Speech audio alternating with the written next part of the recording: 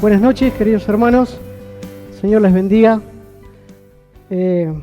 Reflexionaba en la canción última que entonamos, Mi esperanza está en Jesús.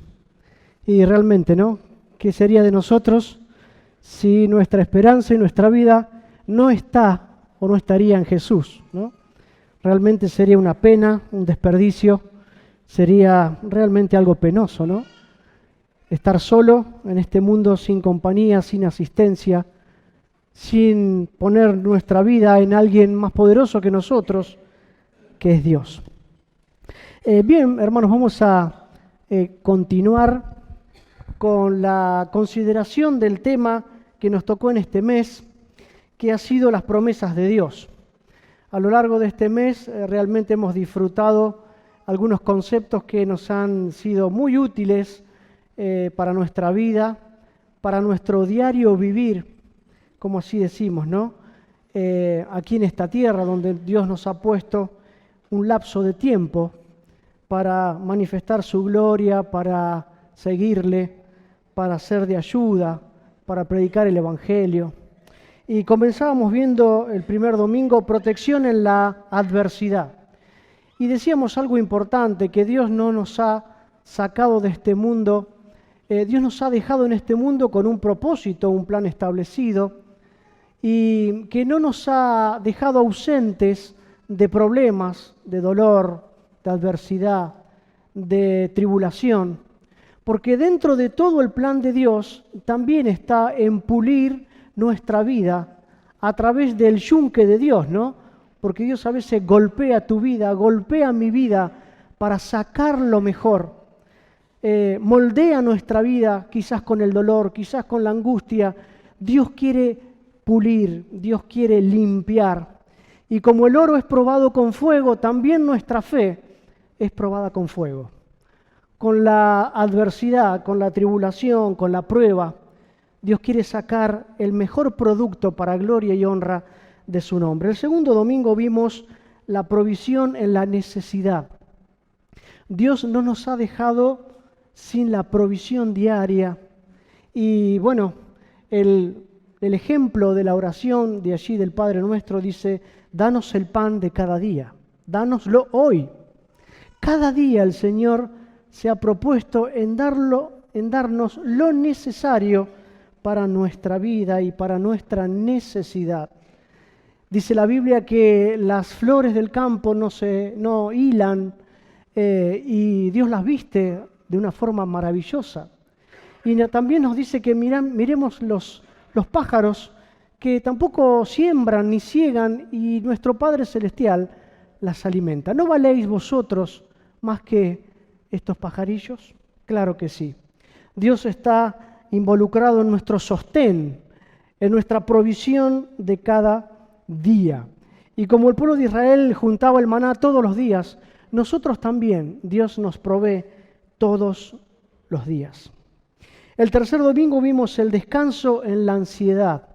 Cuando estamos ansiosos, cuando tenemos temor del futuro, del porvenir, cuando a veces no vemos la salida inmediata a una problemática que estamos atravesando en la vida y estamos ansiosos, con este sentimiento de temor hacia el futuro. Y Dios promete descanso. Dios promete que podemos ir a Él todos los que estamos trabajados y cargados y Él nos hará descansar. Esta es la promesa de Dios. Y hoy vamos a ver algo también interesante que es la guía divina. Ese va a ser nuestro tema en esta noche y allí hay dos grandes, podríamos decir, dibujos que seguramente ustedes estarán pensando cuál será el puntapié inicial para nuestro mensaje. Pero lo importante es que Dios también, tanto en la adversidad, tanto en la necesidad, tanto en la ansiedad, Dios está empeñado en guiarnos, en conducirnos, en encaminarnos como Él quiere. Ahora bien, está en nosotros el obedecer y al estar subordinados a esta guía divina que está accionada por el Espíritu de Dios, que mora en tu vida y mora en mi vida si sos un hijo de Dios. Pero a modo de introducción quería dar un pantallazo así muy rápido, una pincelada en el Antiguo Testamento, donde Dios eligió un pueblo, un pequeño pueblo débil, y bueno, Dios ha levantado de medio de las naciones al pueblo de Israel, al pueblo hebreo. Pero bueno, Abraham fue ese patriarca que Dios le hizo una promesa específica, ¿no?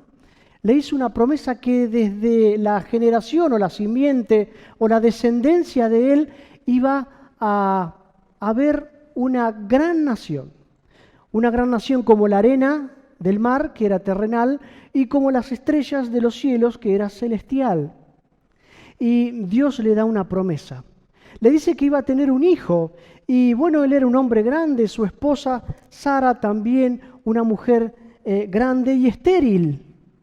Dios promete algo realmente sobrenatural a este hombre, Abraham.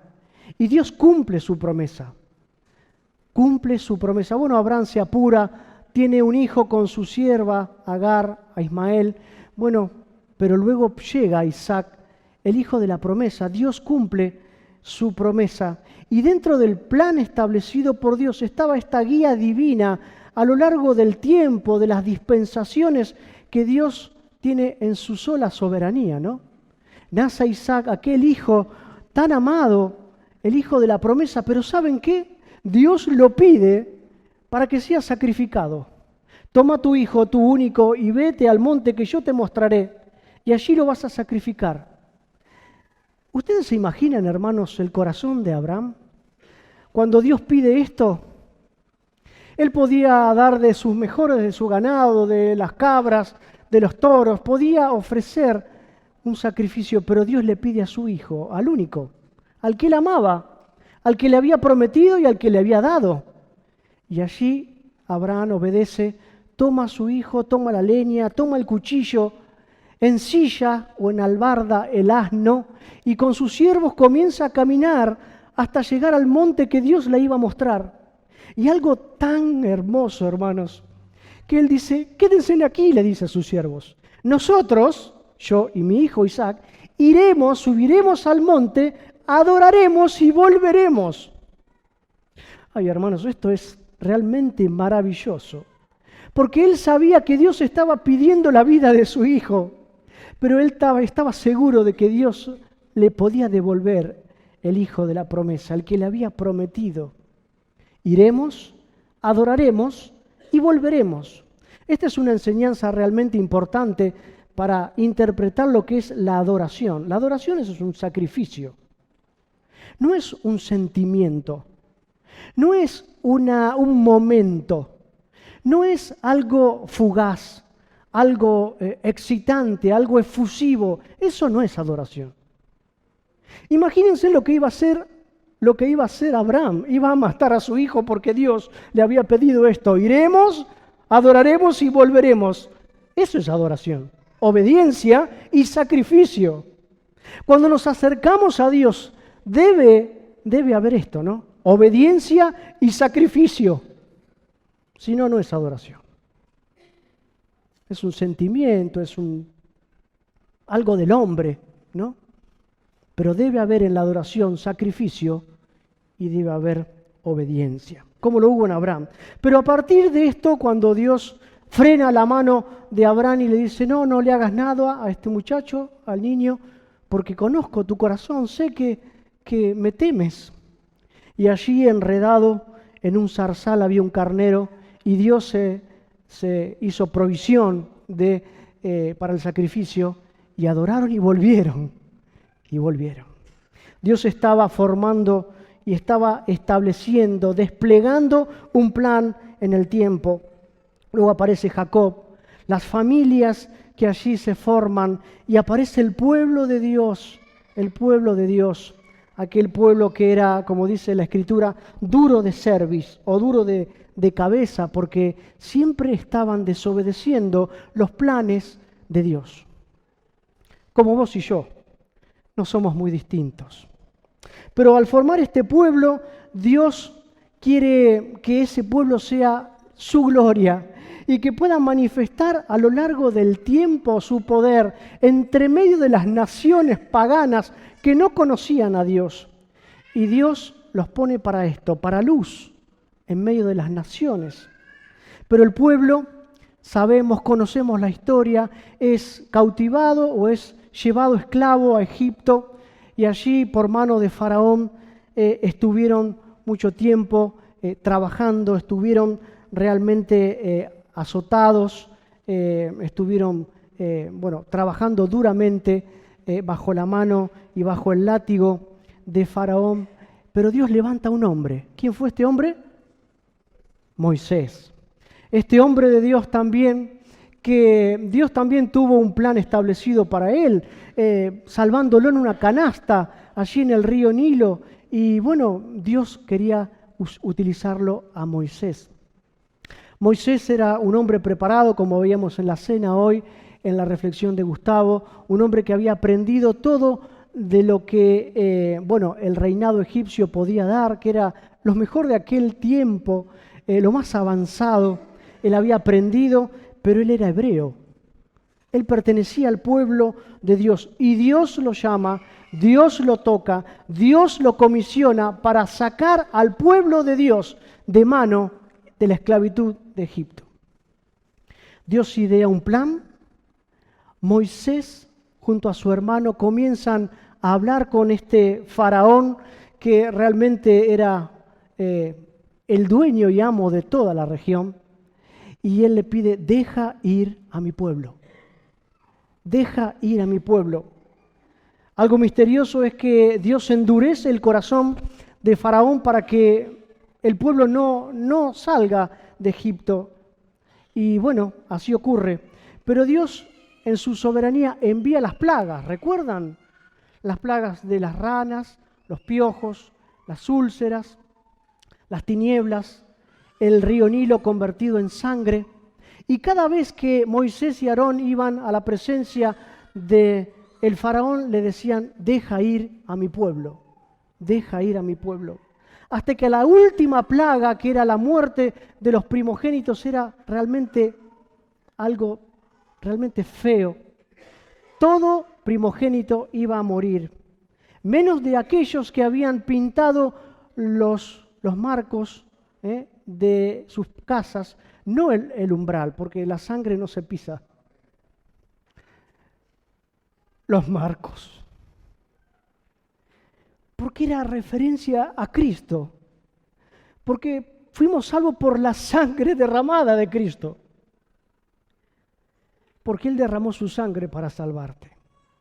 Y aquellos israelitas que habían pintado las puertas, los marcos, el poste de arriba, iba a pasar el ángel heridor por aquella región e iba a herir a todos aquellos que no habían obedecido la voz de Dios. Hubo mucha mortandad en aquel lugar y también el hijo de Faraón. Y en aquel momento de tristeza, de llanto, de grito en toda la región porque había mucha muerte, Faraón deja ir al pueblo de Dios y salen triunfantes o salen con mano poderosa, sacados por Dios, liderados por Moisés de Egipto. Pero se topan contra el Mar Rojo y los egipcios se arrepintieron de haberlos dejado ir y Faraón manda a sus ejércitos para volver a capturar al pueblo de Dios. Y estaban allí, entre el mar y los egipcios. Y Dios hace un milagro en aquel momento, como se ve en la figura. Allí el pueblo pasa en seco por el mar. Y bueno, Dios libera al pueblo de Israel de esta forma poderosa. Poderosa. Y bueno, el agua tapa, cubre al ejército de Faraón, dando a entender que Dios es el Dios de todo poder y que Él hace lo que quiere porque Él es soberano. Pero a lo largo de este trayecto por el desierto, para llegar a la tierra que Dios le había prometido, comienzan a caminar, a peregrinar en medio del desierto. Y vamos a ver un texto allí en Nehemías 9:12, que hace referencia al pueblo de Dios. Bueno, vemos el texto y luego la imagen, podemos retroceder. Dice el texto, Nehemías 9:12, que Él los guiaba con una columna de nube, los guiaste de día, y con columna de fuego de noche, para alumbrarles el camino por donde habían de ir. Dios les guiaba. Esto es lo importante del texto. Dios les guiaba. Les había sacado y ahora les iba a guiar. Luego les dio comida, les dio agua, etcétera, etcétera. Pero Dios quería guiarles en medio del desierto con una nube de día para cubrirlos del calor y con una columna de fuego por la noche para guiarles por donde habían de ir. Realmente esto es asombroso porque me hace pensar que Dios está involucrado en tu vida, en mi vida, como la estuvo en el pueblo de Dios en aquel momento. Dios quiere guiarnos. Dios guió a su pueblo por el desierto, claro que sí, les dio pan, les dio agua, les dio todo lo necesario. Cuando ellos clamaron a Dios, Dios intervino en sus vidas hasta que llegaron a la tierra prometida. Pero Dios guió también a sus siervos, a los patriarcas, como habíamos contado al principio, a lo largo de la historia del tiempo. Dios guió también a los profetas, aquellos que hablaban de parte de Dios, que recibían el mensaje de Dios y lo comunicaban al pueblo y que lo debían hacer fielmente como Dios lo comunicaba. Esa era la forma de transmisión de la voz de Dios en aquel momento, usando los profetas, que la profecía tenía un cumplimiento presente y podía tener un cumplimiento futuro, pero Dios hablaba así, de esa forma, a través de los profetas como Elías, como Eliseo, como Samuel, como Isaías, como Jeremías, como los profetas menores. Dios estaba empeñado en guiar a su pueblo. Dios guió a reyes también como a David, como a Salomón, dando instrucciones detalladas en cuestiones prácticas como el templo, como la construcción del templo, como las cuestiones también del sacerdocio y demás, las cosas. Dios siempre guió a los hombres de Dios. Dios también guía a sus hijos. Y aquí estamos llegando a la consideración de nuestro tema. Dios guía a sus hijos. ¿Quiénes son sus hijos? La iglesia de Dios, aquellos que hemos sido perdonados, redimidos, aquellos que hemos conocido la verdad que es Jesucristo, aquellos que nos hemos arrepentido de nuestros pecados y hemos corrido a los brazos del Salvador Cristo, aquel que conocemos la verdad que es Cristo, aquellos que hemos transformado nuestra vida por medio del arrepentimiento y por medio de la fe depositada en Cristo, hemos obtenido eterna redención. No todos son hijos de Dios. Aquellos que le recibieron, los que creen en su nombre, Dios le dio la potestad, el derecho legal divino de ser llamados hijos de Dios. Si sos un hijo de Dios, Dios quiere guiarte, Dios quiere conducirte.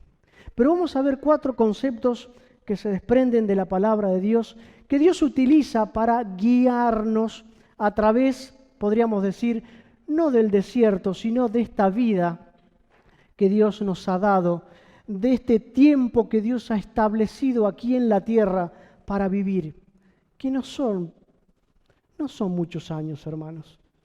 Por eso hay que aprovecharlos. Yo ahora cumplo 52. Digo, pasó rápidamente la vida, como un soplido, como una niebla, ya está. Ya casi preparados para ya el ocaso de la vida, ¿no? Aunque Dios quiere toda nuestra vida, pero la vida pasa rápido, hermanos. Es una niebla. Pero una de las cosas importantes que Dios utiliza para guiarnos y que es inamovible, que es eterna, que es autoritativa, que es plenaria, que es verbal, que el cielo y la tierra pasará, es su palabra revelada. La única fuente revelada es su palabra, la Escritura, la Biblia, donde tenemos aquí todo lo que Dios ha dado a conocer al hombre.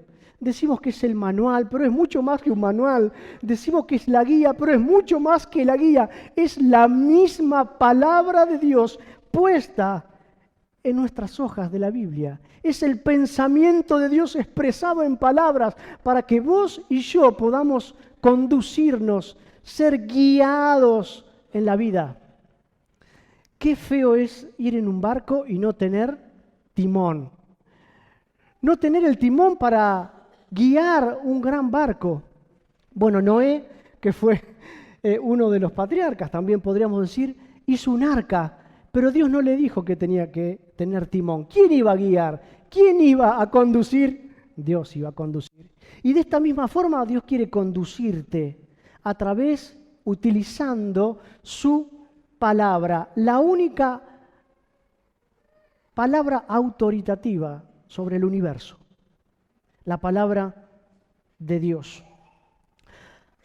Ahora bien, esta palabra revelada es la guía escrita, obviamente, y para conocer lo que Dios quiere para nuestras vidas, debemos leer, debemos interiorizarnos, debemos hacer propia la palabra de Dios. Allí en 2 Pedro capítulo 2, verso 19, dice un texto muy conocido: tenemos también la palabra profética más segura, a la cual hacéis bien en estar atentos como una antorcha que alumbra el lugar oscuro hasta que el día esclarezca y el lucero de la mañana salga en vuestros corazones. Allí encontramos principios que nos ayudan, tanto morales como, conceptos realmente profundos que Dios ha querido revelar al hombre, pero están allí escondidas como grandes perlas que hay que sumergirse en la profundidad de la Escritura para poder alcanzarlas y para poder contemplar la hermosura de la grandeza y de los principios que Dios quiere para vos y para mí. Hay promesas, como estamos viendo cada domingo, hay promesas que son que van a ocurrir, ¿no? Promesas del presente, promesas que Dios ha dicho que iban a ocurrir, ¿no? Como su venida, como la iglesia que estará en gloria, y promesas realmente terrenales también que podemos disfrutar en nuestra vida. Hay dirección para la vida diaria. Hermanos, ¿dónde buscamos la guía si no es en la palabra de Dios? El horóscopo no es nuestra guía. Lo que dice la sociedad o la televisión o el internet no debe ser nuestra guía. No debemos regirnos por el sistema que quiere conducirnos a un lugar que Dios no quiere.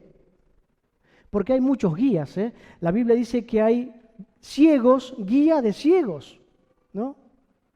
Y Dios quiere guiarnos con su palabra, con una dirección permanente en la vida diaria. Pero ahora bien, sabemos que la Biblia es la verdad y sabemos que es nuestra guía con mayúsculas, pero lo que vos y yo debemos hacer, y hay algo práctico y aplicativo para nuestra vida, es la obediencia. No podemos ser guiados si no obedecemos lo que Dios quiere para vos y para mí. Por eso cuántas veces golpeamos nuestra cabeza contra la pared, porque Dios dice A y nosotros hacemos B. Porque Dios dice es por acá y nosotros obstinados hacemos lo que nos parece. Seguimos nuestros sentimientos, nuestros impulsos, nuestro corazón, que es engañoso más que todas las cosas. Y Dios dice no, es por acá. Y pagamos las consecuencias cuando no obedecemos la palabra de Dios. Este es el llamado de Dios, hermanos. Obedeced. Obedeced. Hay bendición en la obediencia. Hay bendición para nuestros hijos. Hay bendición para nuestra familia. Hay bendición para la iglesia. Hay bendición para nuestra generación. Si obedecemos a Dios. Si desobedecemos, pagaremos las consecuencias de nuestros desvíos. Pero, en segundo lugar, este concepto que aparece también en la palabra de Dios, que nos habla de la guía de Dios, es el Espíritu Santo. El Espíritu Santo de Dios. La Biblia nos enseña que cuando creemos en Cristo como nuestro Salvador y caemos arrepentidos a sus pies y depositamos la fe en Cristo, Dios nos hace una nueva criatura y nos sella con el Espíritu Santo de Dios para el día de la redención. Su Espíritu mora en nosotros, somos sellados por Dios y el Espíritu está en nosotros para siempre. No como en el Antiguo Testamento, que venía para un trabajo particular y podía retirarse. No, en esta dispensación de la gracia. Dios quiere poner su Espíritu en nosotros y de esta forma guiarnos. Es el Paracleto, el que está al lado nuestro para ayudarnos, para guiarnos, para conducirnos, para llevarnos a tierras de rectitud. Ahora bien, el Espíritu Santo es el consejero interno, el que toma lo que es de Cristo y lo aplica a la vida. Es el que brinda convicción cuando nosotros dudamos, cuando nuestros pensamientos se nublan. Toma la palabra de Dios y la aplica a la vida. Y nos conduce y nos guía. Es el que brinda convicción, es el que pone paz en el corazón. El que aplica la paz de Cristo en tu vida y en mi vida, y en medio de la turbulencia de la prueba podemos estar quietos y disfrutar de la paz de Dios porque sabemos que estamos en Él. El Espíritu Santo es el que nos ayuda a discernir lo que está bien y lo que está mal. En Hechos 1:8 allí dice: pero recibiréis poder cuando haya venido sobre vosotros el Espíritu Santo, y me seréis testigos en Jerusalén, en toda Judea, en Samaria y hasta lo último de la tierra. El Espíritu Santo es la guía a toda verdad. Juan capítulo 16, verso 13. Él revela a Jesús, muestra a Jesús. Él concede dones también. La palabra de Dios dice esto, que el Espíritu Santo concede uno, reparte como Él quiere dones, capacidades sobrenaturales para el crecimiento de la iglesia de Dios. Convence al mundo de pecado, de justicia y de juicio. Juan capítulo 16, del 7 al 11. Porque Él toca el corazón del hombre, convenciendo de pecado, de justicia, de juicio, para que la persona pueda acceder a la salvación de Dios. Es un accionar de Dios. El Espíritu Santo está en vos y está en mí si somos hijos de Dios. Y Él nos conduce, Él nos guía, Él nos ayuda en esta vida. No tan solo la palabra, no tan solo el Espíritu Santo. Hay algo importante también que nos ayuda en la guía en esta vida. Es la oración. Hermanos, yo quizá estoy diciendo cosas que ustedes las saben, pero que realmente debemos repasarlas. Y debemos hacer pie, ¿no?, en las cosas firmes. Y caminar en las cosas que sabemos y que debemos defender con firmeza.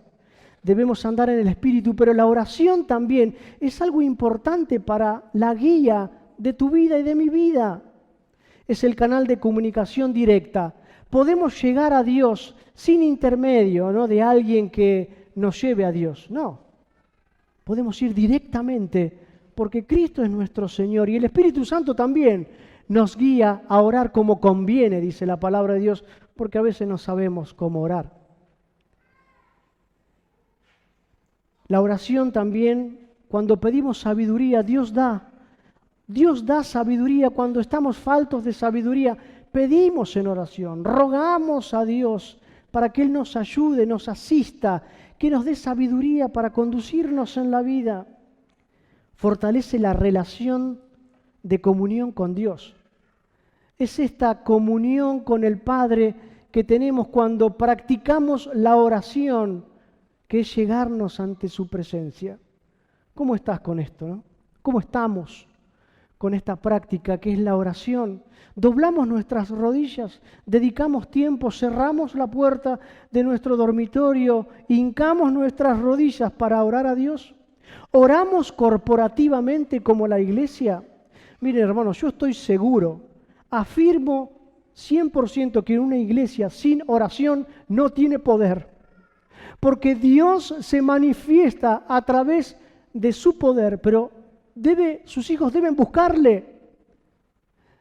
Deben tener comunión. Cuando esta comunión vital con Dios se rompe por el pecado, no hay poder. Hay una vida realmente vacía, una vida sin propósito, una vida lejos de Dios.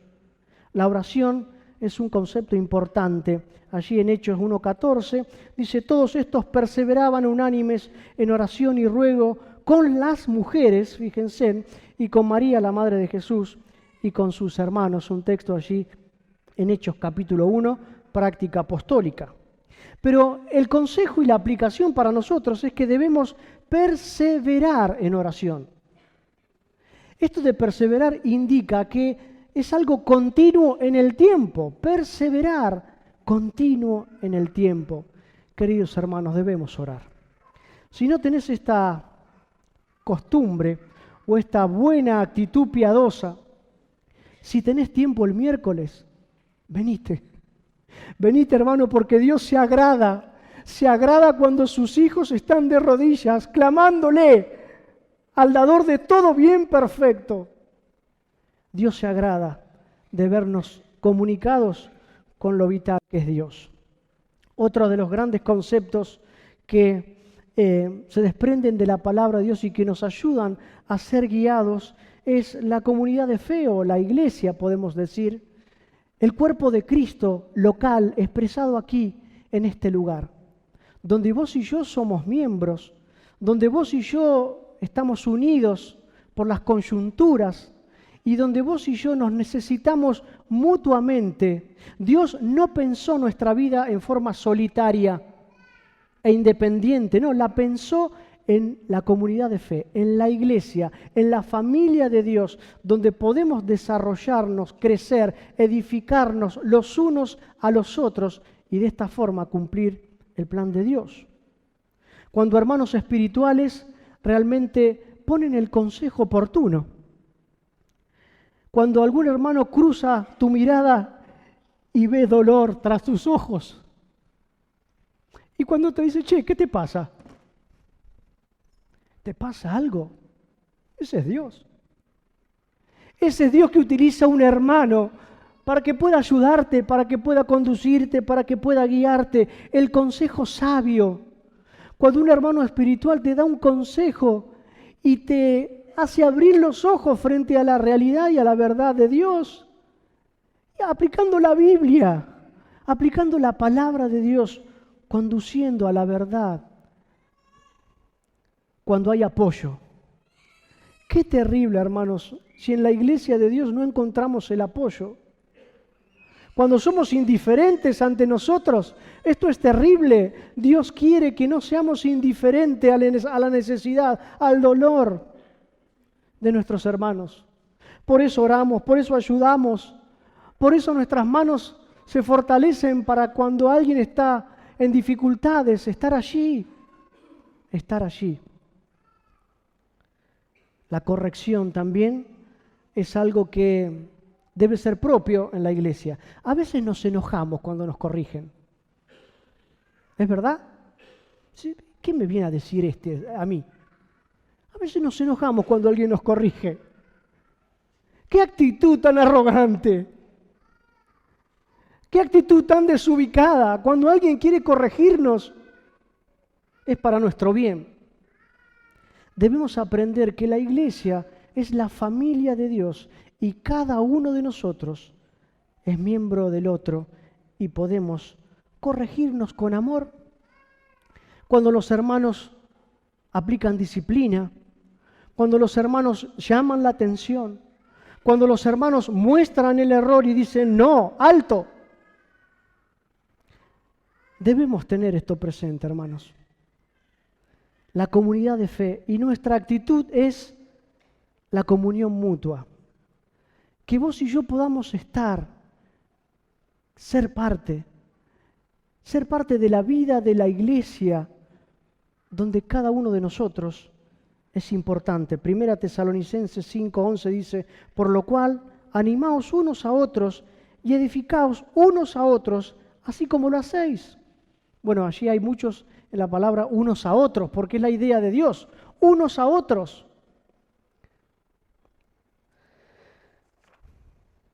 La palabra revelada, hermanos, es sumamente importante y nos conducimos y nos guiamos por la palabra de Dios.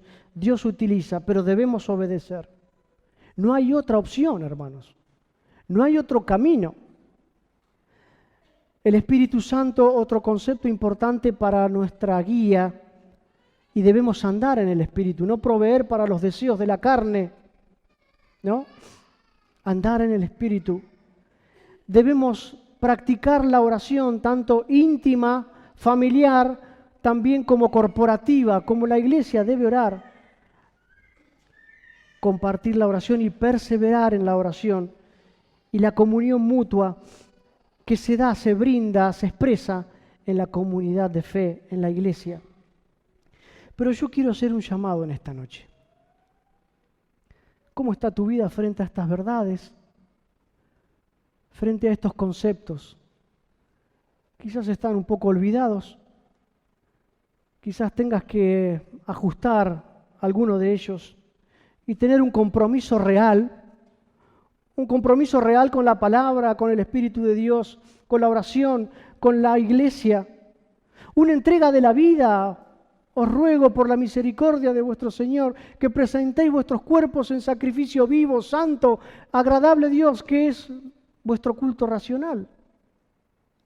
Una entrega de la vida. Un cambio profundo donde hay que renunciar a cosas que deben salir de nuestra vida. Una respuesta hacia el llamado de Dios, que es un llamado de amor, que es un llamado realmente potente. Dios te llama a renunciar. ¿Qué cosas debes dejar? Quizás son cosas que frenan tu carrera en esta vida. Dejar de vacilar como lo hacía el pueblo de Israel. ¿Hasta cuándo estaréis entre dos pensamientos? ¿Hasta cuándo? ¿Hasta cuándo? Dios te llama con amor. Dios te llama con todo amor a poder cambiar de actitud. Que puedas reflexionar acerca de esto.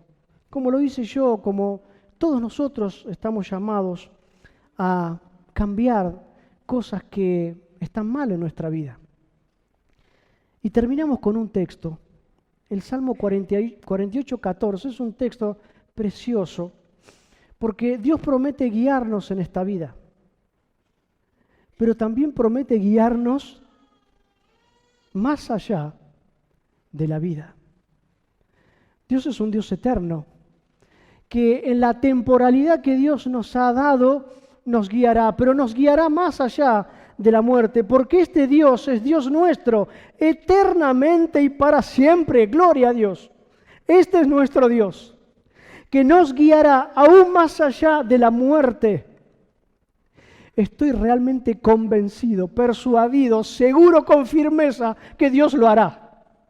Cuando pasemos por el umbral de la muerte, Dios estará del otro lado. Es un cambio de escenario, solamente un cambio de escenario, porque Dios es eterno. Y aunque tengamos que pasar por la muerte, Dios estará allí. Él nos conducirá, Él nos llevará hacia su misma presencia. Así lo prometió Dios, así lo creemos. Y lo predicamos con firmeza porque Él es nuestro Dios, eternamente y para siempre. Salmo 48:14. Pero yo quiero terminar con una pregunta que sea reflexiva. ¿Qué vas a hacer con todo lo que hemos visto? Necesitamos una respuesta frente a Dios. Dios llama, Dios demanda, Dios te busca, Dios te ama, pero quiere la respuesta de tu vida frente a las verdades de Dios. Pero si estás aquí y decís, bueno, yo entiendo muy poco de lo que estás diciendo, quiero decirte y preguntarte, ¿tenés miedo a la muerte? Hay personas que tienen terror a la muerte porque no saben qué hay del otro lado, porque no saben quién les espera del otro lado, no saben qué hay después de la muerte. Dice la Biblia que Él puede librarnos del poder de la muerte y que puede librarnos del temor a la muerte si es que vamos a Cristo por medio de la fe y por medio del arrepentimiento. Dios quiere salvarnos. Es el propósito eterno de Dios. En su mente soberana y en gracia, Dios quiere salvar al hombre, a vos y a mí. ¿Tenés miedo a la muerte? Dios quiere salvarte. Dios quiere quitarte ese temor. Dios quiere darte vida, vida en abundancia. Dios quiere darte vida eterna. Y esta es la vida eterna, que te conozcan a ti, el único Dios verdadero, y a Jesucristo, a quien has enviado. Juan 17:3. Cree en el Señor Jesucristo y serás salvo. Hechos 16:31. Mas Dios muestra su amor para con nosotros en que siendo pecadores, Cristo murió por nosotros. Porque la paga del pecado es la muerte, mas la dádiva, mas el regalo de Dios es vida eterna en Cristo Jesús, Señor nuestro.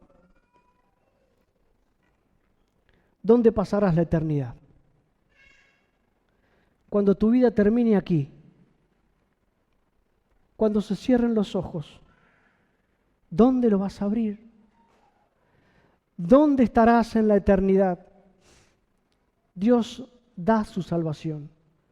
Dios ha provisto todo lo necesario, ha dado a su Hijo amado para morir en la cruz del Calvario, descendió, murió, resucitó para nuestra justicia, para que vos y yo hoy tengamos salvación y una vida abundante de victoria. Una vida que rebose, como dice el Salmo. Mi copa está rebosando. ¿Cuánto hace que no rebosamos para Dios? Que el Señor nos bendiga en esta noche. Y si tu corazón está lejos de Dios, volvé. Volvé. Los brazos del Señor están abiertos para recibirte. Al espíritu contrito y humillado no despreciarás tú, oh Dios. ¿Cuándo vamos a hallar desprecio de Dios? Nunca jamás, nunca jamás. Lo que vamos a recibir es amor, es gracia, hasta que se cumpla todo lo dicho por el Señor, que en un momento Dios mandará a la condenación eterna a aquellos que no han conocido a Cristo y que han rechazado, han rehusado creer en Cristo Jesús. Pero ahora estamos en gracia. Los brazos de Dios están abiertos para recibir a todo aquel que corre arrepentido y pone su fe en Cristo.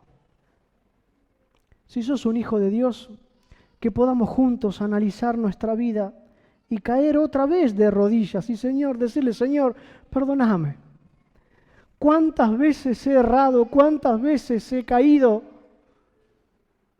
Quiero levantarme nuevamente y tener un compromiso verdadero con vos y seguirte, porque solo hay una forma de vivir una vida feliz y abundante, obedeciéndote, dando la vida en entrega.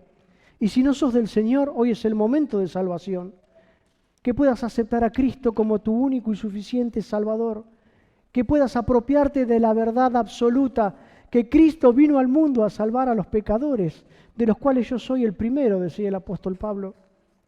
No rechaces a Jesús, no rehuses su gracia, su perdón, su salvación. Hoy es el día de salvación. Dios te salvará, Dios te hará una nueva criatura, disfrutarás de una nueva creación según Dios y tendrás la promesa de la vida eterna y de la salvación abundante y de una vida abundante en Cristo. Que el Señor bendiga nuestra vida, nuestra iglesia.